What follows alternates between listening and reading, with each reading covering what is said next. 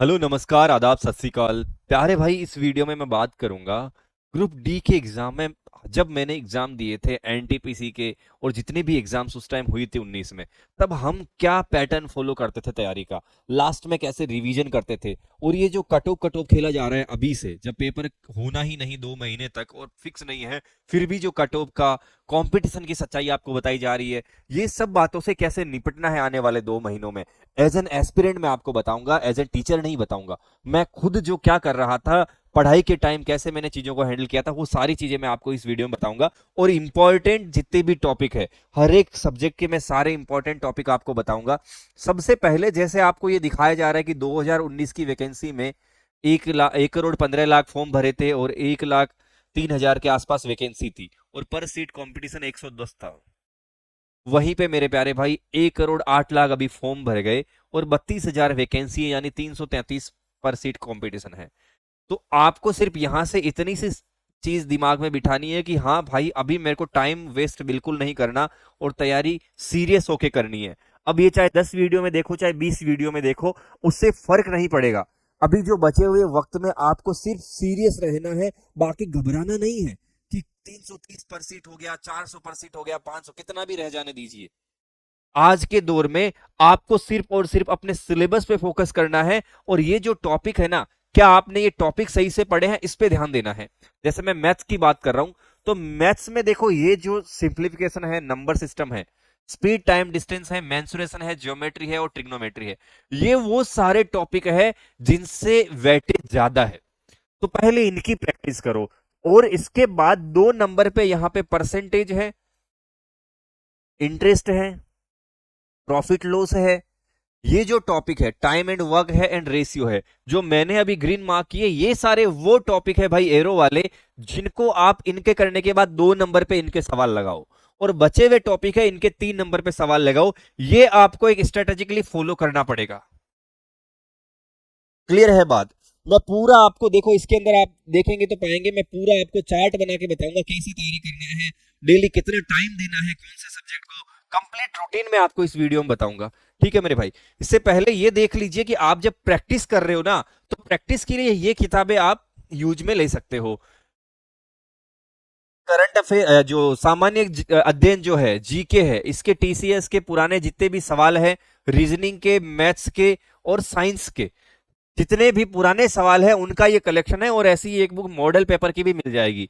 इन सारी किताबों से आप बहुत बढ़िया से, क्योंकि मेरे भाई आज के दौर में 80% तो पीवाईक्यू ही है। अभी हम स्ट्रेटजी में देखेंगे कि 80% तो सवाल पीवाईक्यू से ही पूछता है। तो आपको इन पीवाईक्यू सवालों को कैसे लगाना है, आपका शेड्यूल क्या होना चाहिए, वो आपको मैं बताऊंगा। इन किताबों का लिंक आपको डिस्क्रिप्शन में मिल जाएगा। ठीक है, देखिए, ये जितने भी टॉपिक है बचे हुए, इनको आपको लास्ट में देखना है, इनको आपको लास्ट में देखना है। लेकिन ऐसा नहीं कि देखो ही नहीं, इनको भी देख के जाना है। ये वाले, ये आप अपनी नोटबुक में लिख लो और इसी फॉर्मेट में आप प्रैक्टिस करना। ठीक है। ऐसे ही अपन बात करते हैं रीजनिंग की। रीजनिंग में मेरे भाई analogy, puzzle, series, arrangement, pattern, ये जो चीज है ना, ये मैं पीपीटी आपको भेज दूंगा टेलीग्राम चैनल पे भी अपने, तो वहां पे भी आप देख लीजिए और सारे टॉपिक नोट कर लीजिए। ये टॉपिक है जो आपको सबसे पहले करना है। देन आपको सेकंड नंबर पे टॉपिक करना है, वो ये रहेंगे। मोस्टली सारे टॉपिक ऐसे हैं। इसके बाद जो टॉपिक रहेंगे वो ये रहेंगे जिनसे लगभग लगभग एक सवाल पूछा गया। तो आप इसी सीक्वेंस में इनको सोल्व कीजिए, आप इसी सीक्वेंस में इनसे सवाल लगाइए मेरे भाई। देन अपन बात करते हैं जीके और करंट अफेयर का सेशन। आपको पता होना चाहिए 25 सवाल मैथ से पूछे जाते हैं, 30 सवाल यहां से पूछे जाएंगे और बचे हुए सवाल यहां से, दोनों जो जीके, करंट अफेयर और साइंस, यहां से पूछा जाएगा। टोटल 90 मिनट में आपके 100 सवाल रहेंगे। ये चीजें आप इतने टाइम से ऑलरेडी देख रहे हो, तो बार बार वीडियोज में ये देखने की आपको जरूरत नहीं है। यहाँ पे पॉलिटी है, जियोग्राफी है, हिस्ट्री है, इकोनॉमिक्स है, लेकिन देखो इसमें स्टैटिक जीके 6 महीने का जो करंट अफेयर है, कहां से पढ़ना है, कैसे पढ़ना है, डेली कितना टाइम देना है, सारे डाउट बस एक ही वीडियो में आपके क्लियर कर दूंगा। आप बस बने रहिए। पहले करंट अफेयर को खत्म करो जितना टाइम पहले कर सको, ताकि लास्ट में रिवीजन होगा। और बाकी सारे सब्जेक्ट में इस तरह से पूछ रहा है। ठीक है। केमिस्ट्री का वेटेज थोड़ा कंपेरेटिवली ज्यादा है, लेकिन खास फर्क नहीं है। फिजिक्स में, केमिस्ट्री में और बायो में इनसे बढ़िया सवाल आएंगे मेरे भाई। लगभग 25 सवाल इन्हीं से आ जाएंगे, मतलब खास बड़ा फर्क नहीं रहेगा। 25 सवाल यहां से आपको देखने को मिलेंगे, तो ये काफी वेटेज वाली चीज है। इसको भी, साइंस को भी अच्छे से आपको कवर करना है। अब मेरे भाई यहाँ पे देखो, आपका जो शेड्यूल रहेगा 50 दिन का, 50 दिन में कैसे चीजें कवर करनी है। पहले 1 से 20 दिन, 1 से 20 दिन तक आप जो मैं पूरी प्लान किया करता हूँ उसी स्टेप से ये है। शुरुआती 20 दिन के लिए आप, मैं दोनों के लिए बोल देता हूँ। देखो, जो वर्किंग पर्सन है ना, उनके लिए मैं 5 घंटे का बोल रहा हूँ, और जो रेगुलर पढ़ रहे हैं उनका 8 घंटे का शेड्यूल है। 5 घंटे तो वर्किंग को भी निकालना पड़ेगा। मैं तो खुद वर्किंग रहा हूं, तो मैंने उसी हिसाब से वर्किंग वालों के लिए भी थोड़ा सोचा कि बताऊं। वर्किंग वालों को इसमें टाइम उस हिसाब से आपको अलॉट करना होगा। जैसे 8 घंटे से 5 घंटे आए तो 120 मिनट से 80 मिनट पे आ गए, यहाँ 70 से 80 है तो 40 से 50 आ गए। टाइम आपको वर्किंग वालों को इसके हिसाब से देखना पड़ेगा। बाकी रेगुलर कैंडिडेट के लिए मैंने यहाँ लिख दिया है, मैथ्स आपको लगभग 2 घंटे पढ़नी है शुरुआती 20 दिनों में। डेली एक टॉपिक का रिवीजन करना है, और 70 से 80, अब किसी की आदत नहीं है इतने ज्यादा सवाल की, तो 40 से 50 सवाल कर लो। जैसे कई कमेंट आते हैं, बच्चे बोलते हैं सर 70-80 सवाल बहुत ज्यादा हो जाएंगे हमारे लिए, हम इतने सवाल नहीं लगा पाएंगे। तो वो बच्चे मेरे भाई 40 से 50 सवाल लगाओ। ठीक है, 40 से 50 सवाल कम से कम प्रैक्टिस लगाने हैं। स्पीड वाले सवाल अभी ये भी बताऊंगा मैं लास्ट में, तो स्पीड वाले लगाने ही है, पहले लगाओ तो बढ़िया है। रीजनिंग के अंदर 70 से 80 मिनट देना, एक टॉपिक कम से कम लो, कोडिंग सीरीज और उसके सवाल लगाओ। एक टॉपिक डेली खत्म करो, तो आप आने वाले 20 दिन में रीजनिंग 2 बार खत्म कर पाओगे। इंपॉर्टेंट 10 ही टॉपिक है रीजनिंग में। लगभग 100 अगर हर स्टूडेंट लगा रहा है तो बढ़िया है, वरना 50 से 60 क्वेश्चन तो हर बच्चा लगाना ही चाहिए। ये तो मस्ट डू वर्क है मेरे भाई। इतना नहीं करोगे तो बात बन ही नहीं पाएगी, क्योंकि कंपटीशन तो फिर भी रहेगा। जीएस की हम बात करें तो 70 से 80 मिनट पढ़ना है, जिसमें आप जैसे साइंस है तो साइंस में बायो, फिजिक्स, केमिस्ट्री, आप अपना शेड्यूल बनाइए कि डेली 1 घंटे पढ़ूंगा, 20 से 15 पेज में रिवाइज करूंगा जल्दी जल्दी। 15 या 20 पेज तो आपके सबके मिला के लगभग 300 से 400 पेज के नोट्स होने चाहिए आपके मैक्सिमम। तो आप 20 दिन में इसको रिवाइज कर लोगे। 70 से 80 मिनट यानी लगभग 1 से 1.5 घंटा। ऐसे ही सेम काम जीके में करो, 70 से 80 मिनट यानी आप पूरा देखोगे तो 8 घंटे का है, लेकिन एक सिस्टमेटिक काम है। पॉलिटी, हिस्ट्री, ज्योग्राफी भी आ जाएगी इसमें, है ना। ये सारे जो जीके के टॉपिक है, सारे जीके के टॉपिक जो है वो आपको सोल्व करने हैं 70 से 80 मिनट तक। सिर्फ रिवीजन बोल रहा हूं, अभी मैं पीवाईक्यू का इसमें ज्यादा बोल नहीं रहा। फिर करंट अफेयर की बात करेंगे तो करंट अफेयर डेली सिर्फ 60 मिनट पढ़ो, 1 घंटा पढ़ो। बहुत ज्यादा लंबा चौड़ा पढ़ने की जरूरत नहीं है। लास्ट 6 महीने का पढ़ना है। अपना जो न्याय बेच है यूट्यूब पे जो मैं न्याय बेच करवा रहा हूं, जिसमें मैंने कई सारी क्लासेस करवाई है, उसमें मैंने आपको ऑलरेडी बोला है मैं 6 वीडियोज करंट अफेयर के भी करवाने वाला हूं मंथली। इसके अलावा मैथ्स के मैंने ये अपना टेलीग्राम चैनल है, इस टेलीग्राम चैनल को आपको 100% ज्वाइन कर लेना। इसी पे मैं सारी चीजें आपको भेजा करूंगा। ठीक है, जो भी आपका कंटेंट रहेगा उसी पे मैं आपको भेजा करूंगा।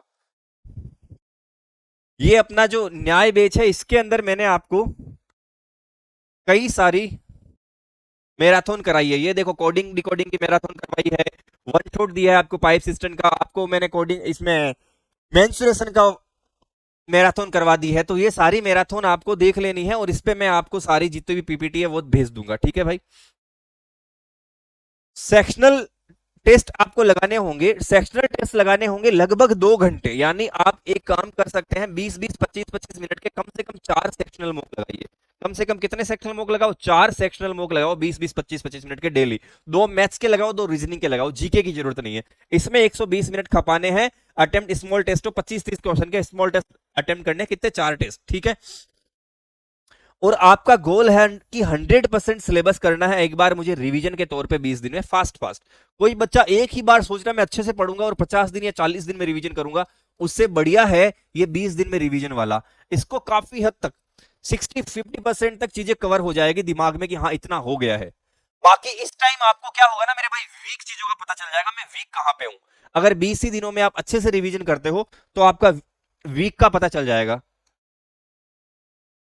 अब आपको चूंकि वीक का पता चल गया, तो अगले फेज 2 में अपन फुल लेंथ प्रैक्टिस करेंगे, प्लस जो वीक एरिया है वो फिक्स हो गए ऑलरेडी, फिर भी इसमें और ज्यादा आपको पता चल जाएगा।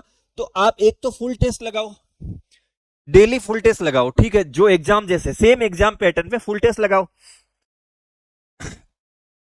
मॉक एनालिसिस लगा सकते हो आप, मॉक एनालिसिस करिए आप 1 से 1.5 घंटे। फुल मॉक लगाने के बाद अब मेरे भाई एक तो आपको फुल मॉक लगाना है 90 मिनट का, 90 मिनट का फुल मॉक होगा, आप थोड़ा जल्दी कर लेंगे तो और बढ़िया है। और उसका एनालिसिस कीजिए कितनी देर में, 1 से 1.5 घंटे, यानी आप एनालिसिस कीजिए। आप देखिए मैथ्स में क्या गलती कर रहे हो, सिली मिस्टेक कर रहे हो तो क्यों कर रहे हो, सिली मिस्टेक पे एक्स्ट्रा ध्यान दीजिए, वो गलतियां तो होनी ही नहीं चाहिए, आप फालतू में नंबर दे देते हो एग्जामिनर को। इसके अलावा जीके में आपने कौन सी चीज वीक रह गई, वो सारा आपको एनालिसिस सही से करना है। ठीक है, कम से कम आपका 3 घंटा इसमें जा रहा है, अच्छे से जाना चाहिए आपका, सही से रिवीजन करना है। देन आपको टारगेटेड रिवीजन करना है, डेली 4 घंटे का आपका रिवीजन होना चाहिए, और टारगेटेड होना चाहिए कि मुझे आज इतने पेज खत्म कर लेने हैं। मेनली जो ये रिवीजन रहेगा मैथ्स के कंसेप्ट का रहेगा, मैथ्स के फॉर्मूला का रहेगा या कंसेप्ट का रहेगा, और जीके जीएस के जो आपके शॉर्ट नोट्स रहेंगे जिनको थोड़े दिन पहले आपने रिवाइज किया। 4 घंटे आपको रिवाइज करना है, और ओनली फोकस किस पे रखना है, वीक टॉपिक पे, क्योंकि बाकी सब तो आपने पढ़ लिया था, जो वीक टॉपिक थे उस पे फोकस रखना है। देन जीएस के जो क्विक शॉर्ट है, जैसे जीएस के अंदर आपने बहुत सारे, जैसे हम मैं बात करूं बायोलॉजी की, तो उसमें अलग अलग विटामिन है, प्रोटीन है, डिजीज है ना, जंतु विज्ञान है, प्राणी विज्ञान है, इन सभी के आपने अलग अलग शॉर्ट नोट्स बना रखे होंगे। पॉलिटी के अंदर आपने अनुच्छेद लिखे होंगे, आर्टिकल लिखे होंगे इंपॉर्टेंट, हिस्ट्री के अंदर आपने अलग अलग युद्ध लिखे होंगे। जितने भी आपके शॉर्ट नोट्स हैं उनको आप क्विकली 30 से 40 मिनट में सोने से पहले पढ़ने की आदत डालो। दिन में कम से कम 2 बार 20-20 मिनट में पढ़ लो, या एक साथ 30-40 मिनट की आदत डालो ये। ठीक है, जितने भी फैक्ट्स है इंपॉर्टेंट वो सब। और स्पीड मैथ्स यहां पे पक्का करनी है, अगर ये काम आप नहीं करते हो तो बहुत बड़ा लॉस करवा लोगे। रीजनिंग के और मैथ्स के जो इंपॉर्टेंट कुछ कुछ चीजें रहती है, जैसे रीजनिंग में भी फायदा मिलता है स्क्वायर का, क्यूब का, और बहुत सारी शॉर्ट ट्रिक्स जो अब तक आपने सीखी है, अगर आपने कहीं लिख के रखी तो वो सारी शॉर्ट ट्रिक आपको काम में लेनी है और अलग से प्रैक्टिस करनी है, पहाड़ों की, टेबल की, स्क्वायर की, क्यूब की। इसके लिए आपको मेरे भाई कम से कम 30 मिनट लिखा है मैंने, 20 से 30 मिनट का टाइम आप इसको अलॉट कीजिए। लेकिन ये पक्का करना, ये आपके लिए एग्जाम में अलग ही लेवल पे फायदा देगा। मैथ्स और रीजनिंग का जो टाइम है ना, वो ये चीज 5-5 मिनट बचा लेगा, कम से कम 10 मिनट का फायदा मिलेगा आपको। इसमें हमारा गोल ये रहेगा कि 15 हमें फुल टेस्ट लगा देने हैं 15 दिन में एक्यूरेसी के साथ, और हमें जैसे जैसे दिन बढ़ेंगे एक्यूरेसी बढ़ानी है और सिली मिस्टेक घटानी है, इसका आपका मेन फोकस होना चाहिए। इस तरह से आपको टोटल गोल लेके चलना पड़ेगा मेरे भाई। देन फेज 3 की अपन बात करते हैं। फाइनल रिवीजन करना है, और एग्जाम का जो हमारा एग्जाम के अंदर हम कैसे बैठते हैं, वहां पे हमारा जो टेम्परामेंट सेट करना है, हमारा मिजाज सेट करना है, हमें एग्जाम की फील के साथ सारा काम करना है कि हाँ हमारा एग्जाम आ चुका है। आखिरी के 36 से 50 दिनों में आपको मान के चलना है कि आपका एग्जाम आ ही गया है, अगले दिन ही आपका एग्जाम है। हर दिन ऐसे पढ़ना है जैसे कल ही मेरा एग्जाम है। एग्जाम से पहले रोज कैसे तेज माइंड चलता है, बहुत ज्यादा रिवीजन करते हैं, तो एग्जाम के टेम्परामेंट के साथ आपको पढ़ना है। तो आप अब इसमें वापस मोक कम कर दीजिए, पहले आपने लगातार मोक लगाए, देखो डेली मोक लगाए 15 दिन में 15, लेकिन अब आप क्या कर रहे हो, मोक जो है ऑल्टरनेट डे लगा रहे हो, क्योंकि मोक में आपने स्पीड काफी हद तक बना ली है, तो ऑल्टरनेट डे लगा रहे हो, आप 2 घंटे पूरे खपा रहे हो। अब आपको एनालिसिस का बहुत ज्यादा टाइम देने की जरूरत नहीं है, बस आप मोक इसलिए लगा रहे हो ताकि आप एग्जाम वाली वाइब में रहो, एग्जाम वाले फील में रहो, है ना। तो 7 से 8 फुल मोक लगा लेने हैं टोटल 15 दिन में, क्लियर है। लास्ट के टाइम में बच्चे मोक ज्यादा लगाते हैं, मैं कह रहा हूं बहुत ज्यादा नहीं लगाने हैं, एक दिन छोड़ के एक लगाने हैं। यहाँ पे रिवीजन का ज्यादा महत्व है, 4 घंटे रिवीजन अपने नोट्स का डेली बेसिस पे करना है। फॉर्मूला की जो शीट्स है, जीके के वन लाइनर हैं, करंट अफेयर्स जितना भी है, पीडीएफ जो आप पढ़ते हो वो सारा करंट अफेयर पढ़ना है, और न्यू चीजें नहीं पढ़नी बहुत ज्यादा, इस वाले दौर में न्यू चीजें नहीं पढ़नी, बिल्कुल भी न्यू चीजें नहीं पढ़नी मेरे भाई। प्रीवियस ईयर के जो सवाल है 2 घंटे लगाओ, बेस्ट टाइप के क्वेश्चंस, हर टॉपिक के आपके बेस्ट क्वेश्चन यूट्यूब पे मिल जाएंगे, उनकी पीडीएफ निकालो और खुद से लगाओ, ना कि वीडियोस देखने लंबे लंबे। बेस्ट क्वेश्चंस ढूंढ ढूंढ के लगाओ। अगले लास्ट के 15 दिन में बेस्ट सवाल इसलिए लगाने क्योंकि बेस्ट इसीलिए है कि इनका मेरे भाई कंसेप्ट टफ था, इन सवालों का कंसेप्ट थोड़ा सा टफ था, तो कंसेप्ट टफ था तो हमें पक्का ये माइंड से स्लिप हो सकता है, तो लास्ट के दिनों में वापिस से लगाओगे तो आपके माइंड में वो चीज याद रहेगी। आपको मैथ्स का कोई सवाल, आपने सीआई पढ़ा, चक्रवर्ती ब्याज पढ़ा, प्रतिशत पढ़ा, वो सवाल एक पर्टिकुलर नहीं बना, तो अब लास्ट में जब अपन ये सवाल फिर से लगाएंगे तो ये हमको पता चलेगा क्यों नहीं बना, और आपसे बनने लगेगा मेरे भाई, ठीक है। देन रीजनिंग के अंदर फास्ट प्रैक्टिस के लिए वही आपको डेली रीजनिंग का मौका लगाना है और टाइम बचाने की कोशिश करनी है, और आपको देखना है रीजनिंग में सिली मिस्टेक नहीं हो, आपको एक्यूरेसी हाई लेके जानी है, और एग्जाम लेवल पे ट्रेनिंग करनी है, यानी आपको प्रैक्टिस करनी है जैसे आपका एग्जाम ही है, और उसी टाइम करनी है जैसे एग्जाम का, जैसे लास्ट के टाइम में आपको पता चल जाता है आपका एग्जाम कौन सी शिफ्ट में है, 8-10 दिन पहले हमें ये पता चल जाता है एग्जाम कौन सी शिफ्ट में है, तो उसी शिफ्ट में उसी टाइम पे एक मॉक लगाना है। ताकि हमको हमारी जो बॉडी है उसी हिसाब से हमें आदत लग जाए उस चीज की कि हाँ भाई इतने बजे मैं रोज मॉक लगाता हूँ, तो आज एग्जाम दे दिया, कोई फर्क नहीं पड़ा। डेली प्रैक्टिस का क्या क्या काम होना चाहिए शॉर्ट में बताऊं तो, मैथ्स के अंदर डेली अभी 70 से 80 सवाल लगने चाहिए आपके। अगर आप थोड़ा धीरे सोल्व करते हैं तो 50 से 60 सवाल होने चाहिए। ये टॉपिक CISI, सरल ब्याज, चक्रवृद्धि ब्याज, क्षेत्रमिति, सिंप्लीफिकेशन और टाइम एंड स्पीड, ये इंपॉर्टेंट टॉपिक रहेंगे मेरे भाई। इनको तो पक्का पहले ही कवर कर लेना, क्योंकि मिस्टेक्स इन्हीं में होती है, गलतियां इन्हीं में होती है। बच्चे सिंप्लीफिकेशन और इजी समझ लेते हैं, लेकिन उसमें गलतियां होती है मेरे भाई। रीजनिंग के अंदर 25 से 30 क्वेश्चन लगाने हैं कम से कम। बाकी मेरा तो कहना यह है कि 60 से 70 सवाल लगाओ यार, मिनिमम 100 सवाल भी लगाओ तो कम है रीजनिंग में आज के दौर में। कोडिंग, सीरीज, डायरेक्शन और वेन डायग्राम, मेन इसमें कोडिंग, सीरीज, इनके सवाल बहुत ज्यादा इंपॉर्टेंट रहते हैं और यही बच्चे गलतियां करते हैं। तो डेली के आप 5-10 सवाल कोडिंग, 5-10 सीरीज, तो ये समझ लो आदत बननी चाहिए। ये तो नौकरी लगने तक की आदत होनी चाहिए कि आपकी जब तक नौकरी लगी, ग्रुप डी का पेपर नहीं, जब तक नौकरी लगेगी तब तक ये दोनों तो मैं सोल्व करता रहूंगा, फिर ये हलवा हो जाएगा। ये पता है आपको 25-25, 30-30 सवालों में से 12-12, 13-13 सवाल तो इन्हीं के आ जाते हैं, कोडिंग और सीरीज के। कोडिंग और सीरीज के 12-12, 13-13 सवाल आ जाते हैं, चाहे SSC हो चाहे रेलवे हो। ठीक है। जीएस में रिवाइज 3 सब्जेक्ट डेली, आप चाहो तो ऑल्टरनेट 3-3 सब्जेक्ट सोल्व कर सकते हो। और साइंस, साइंस पे थोड़ा फोकस ज्यादा करना है, क्योंकि आपके सिलेबस में आपने देखा है साइंस अलग से बोला हुआ है, तो साइंस के ऊपर फोकस ज्यादा करना है। ठीक है। Current affair, current affair monthly capsule लेने हैं और 6 महीने का पूरा कर लेना है आपको। अगर डेली आप 20 सवाल भी सोल्व करते हो तो 50 दिन में 20 सवाल के हिसाब से आप लगभग 1000 सवाल सोल्व कर लोगे। 1000 सवाल आप पढ़ चुके होंगे जीके के। बाकी मैं 6 वीडियो आपको प्रोवाइड करवा दूंगा। तो ये हमारा रेगुलर काम रहेगा। बाकी मेरे भाई सेफ स्कोर की ये जो बात है, आप अब से ही वीडियो अगर ये देखने लगे हो तो ये तो बर्बादी का चरम आलम है कि सेफ स्कोर सर क्या रहेगा। मैं हमेशा बोलता हूँ आपके पेपर में आप अगर 100 में 70 पहुंच जाते हो और 80 तक जाते हो, ये ठीक स्कोर है। इस स्कोर पे कहने ठीक है, और ये समझ लो टॉपर्स की स्कोर है, ये कोई हलवा स्कोर नहीं है। बाकी सेफ स्कोर पता चलता है डिफिकल्टी लेवल पे। पेपर की डिफिकल्टी लेवल क्या होगी, क्या पता पेपर आसान आ जाए, क्या पता पेपर बहुत टफ आ जाए। हो सकता है 50-55 नंबर लाना टफ हो जाए, 60 नंबर लाना टफ हो जाए, हो सकता है हर कोई 70-80 ला रहा है। तो डिफिकल्टी लेवल पे फर्क पड़ेगा। शिफ्ट में वेरिएशन कितना आ रहा है, शिफ्ट में वेरिएशन कितना आ रहा है। किसी शिफ्ट में इजी है, किसी में टफ है, तो नॉर्मलाइजेशन फर्क डालता है। वेरिएशन से क्या होता है, नॉर्मलाइजेशन इफेक्ट डालता है। ये सब चीजें डिसाइड करेगी कि भाई आपका सेफ स्कोर क्या रहेगा। बाकी मेरा यही कहना है कि अगर आप 70 से ऊपर भी जा रहे हो, 80 तक जाओ नहीं जाओ, तो आप ठीक है, आप रेस में हो, एग्जाम क्रैक होने की बहुत ज्यादा संभावनाएं हैं। ठीक है मेरे भाई। और ये जो कंपटीशन की रियलिटी है वो यही है कि भले ही 1 करोड़ लोग फॉर्म भरे, चाहे 2 करोड़ लोग फॉर्म भरे, कोई फर्क नहीं पड़ता, कोई फर्क नहीं पड़ता। पढ़ने वाला बच्चा हमेशा ही देख रहा हूं कम है मेरे भाई। सीरियस होके पढ़ने वाला बच्चा बहुत कम है। ज्यादातर बच्चे स्ट्रेटेजी देखने में, ज्यादातर बच्चे आसान चीजें ढूंढने में, ट्रिक्स ढूंढने में, शॉर्टकट ढूंढने में, है ना, शॉर्टकट ढूंढते हैं मेरे भाई सब लोग, उसी में लगे रहते हैं। कोशिश करने वाले बच्चे बहुत कम है। वो ये कहेंगे, जिसको मैंने ये शेड्यूल बताया, कहेंगे अरे ये शेड्यूल तो मैं फॉलो करूंगा तो आईएएस बन जाऊंगा। जाके पूछो जो आईएएस बने हैं उनसे कि तुमने कैसा शेड्यूल कितने महीनों तक, कितने सालों तक फॉलो किया था। उन्होंने इससे भी टफ शेड्यूल 5-5 साल तक फॉलो किया है। अब तुम सोच रहे हो मैं 2 महीने ये शेड्यूल फॉलो करूंगा, अरे इतना मैं पढ़ सकता तो मैं आईएएस बन जाता, ऐसा नहीं है। तुमको इससे भी रिजिड होके पढ़ना पड़ेगा, क्योंकि आज के कंपटीशन में आप देखो एमएससी वाला, एमटेक वाला, सारे बच्चे फॉर्म भरेंगे। डरना नहीं है, लेकिन करना तो है। तो डरो मत मेरे भाई, लेकिन मेहनत करो, अच्छे से करो। और अब आप बिल्कुल भी टाइम वेस्ट करना बंद कर दो। यूट्यूब पे ज्यादा टाइम देखना तो बंद ही कर दो। कम से कम मैराथन लो, आप ज्यादा से ज्यादा खुद से पढ़ो मेरे भाई। मैं हमेशा रियलिटी दिखाता हूं, कास्ट दिखाता हूं बच्चों को। आप मेरी बात समझो, इस भीड़ से अगर अलग होना है तो यही एक सच्चाई है। जैसे आज की मैं एक बात बताता हूं, एक कि एशिया कप चल रहा है, आज इंडिया और पाकिस्तान का मैच था मेरे भाई। इंडिया पाकिस्तान का मैच था आज। अब हुआ यूं कि इसका स्ट्रीमिंग जियो हॉटस्टार ने या किसी भी फ्री प्लेटफॉर्म पे किया ही नहीं गया। इसका स्ट्रीमिंग हो रहा है सोनी लाइव पे। सोनी लाइव पे सारे बच्चे अफोर्ड नहीं कर पा रहे, तो देख नहीं पा रहे।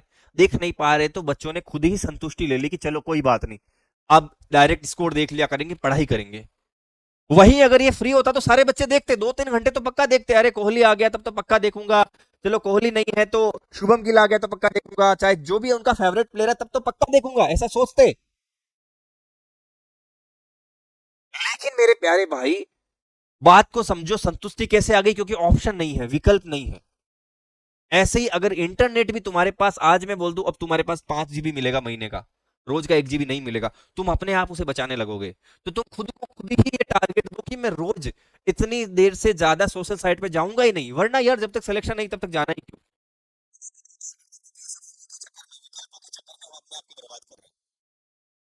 तो कमाने वाले कमा रहे, चलो अच्छे से तैयारी करो और सीरियस होकर तैयारी करो। ये टाइम आपको सिर्फ खुद को देने का है, किसी भी और प्लेटफॉर्म के लिए नहीं है ये टाइम, और किसी भी जदोजहद में बहस में नहीं पड़ना है। चाहे कहीं पे भी किसी भी टीचर्स के ऑनलाइन ऑफलाइन, ये सारी चीजें छोड़ के आपको अभी फिलहाल अपना करियर बनाने का सोचना चाहिए।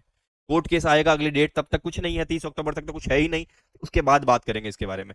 उसके बीच में वीडियो देखने का डेली डेली डोल डालेंगे लोग की, अरे कोर्ट में अब ये हो गया, अरे कैसे हो गया? जो 30 तारीख बोली है उससे पहले कुछ नहीं होना है, अगर हो भी जाएगा तो मैं अपडेट दूंगा आपको, जेन्युइन अपडेट। आप सिर्फ अभी फिलहाल फोकस से तैयारी करो मेरे भाई। ऑल द बेस्ट, जय हिंद।